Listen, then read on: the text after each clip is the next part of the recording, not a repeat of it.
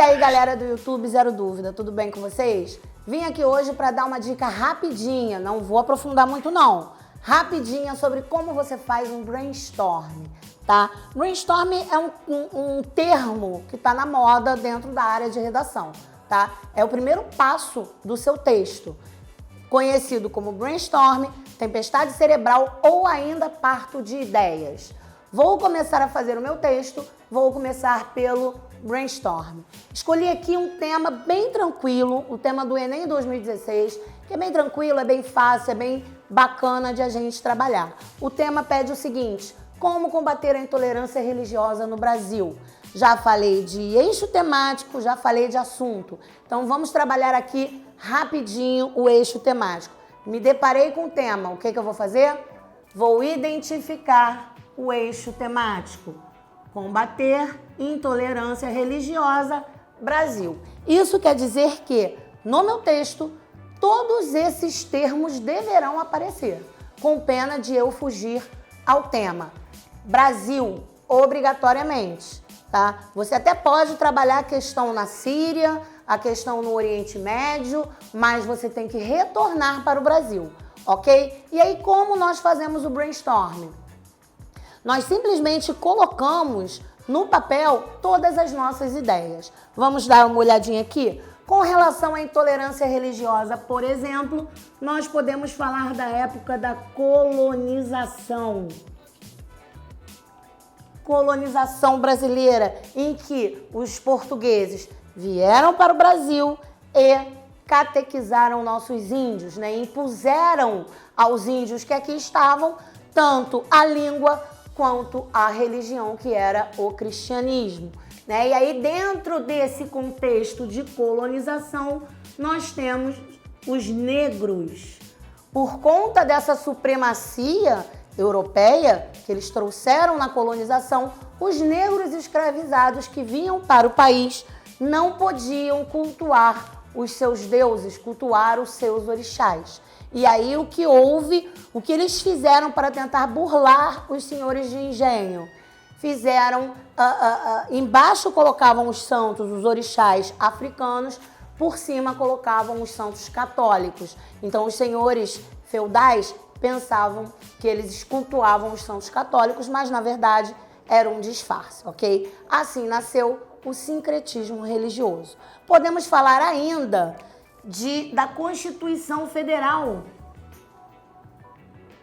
que garante a todo cidadão brasileiro a liberdade de crença. Então, falamos da Constituição Federal, podemos falar da Declaração Universal dos Direitos Humanos, né? Então, em relação à intolerância religiosa, nós podemos falar disso tudo, principalmente historicamente. Isso que você colocar lá vai ser considerado como o repertório, ou eu chamo de referência externa. O que é a referência externa? Tudo aquilo que está fora do texto motivador. Você não pode ficar preso ao texto motivador porque a sua nota vai cair. Então, tudo que você puder colocar de fora, faça, porque vai ficar bem legal. Outro que a gente poderia usar aqui é a clássica frase do Einstein, que diz: é mais fácil desintegrar um átomo do que um preconceito enraizado. Então você pode colocar Einstein no seu brainstorm, ok? Percebam que eu ainda não estou organizando as ideias. Só estou jogando de maneira solta, porque depois, num outro momento, nós vamos trabalhar isso, ok? E aí nós colocamos tudo isso aqui, todos esses repertórios. Não preciso ir além, porque você tem que lembrar que você está no dia da sua prova, você tem que ser rápido, tá? Então, achou um repertório ali rápido, vamos para a nossa tese e os nossos argumentos. Tese. Lembrando que a tese é a minha opinião, tá? E muita atenção a esse tipo de tema. Quando o tema é uma pergunta, quando vem a palavra, aparece a palavra combater, a banca espera que você dê soluções para a problemática. Então, se ele diz combater, né, eu preciso combater esse problema. Se você diz que não existe intolerância religiosa no Brasil, você está fugindo ao tema e, obviamente, o seu texto será desclassificado, será zerado, ok? Então, a minha tese, ou seja, a minha opinião acerca do que o tema me pergunta, qual é? É que a intolerância religiosa persiste no Brasil. Uma tese assim, bem rapidinha. E aí a tese, eu pergunto, por quê? Por que a intolerância persiste? Vamos rápido para os nossos argumentos. No dia da prova, a gente não pode perder tempo, tá? Então, rapidinho, nós vamos dizer, por conta de efeitos históricos ou culturais trazidos, olha lá, trazidos lá da época da colonização, tá? E número 2, ineficácia das leis.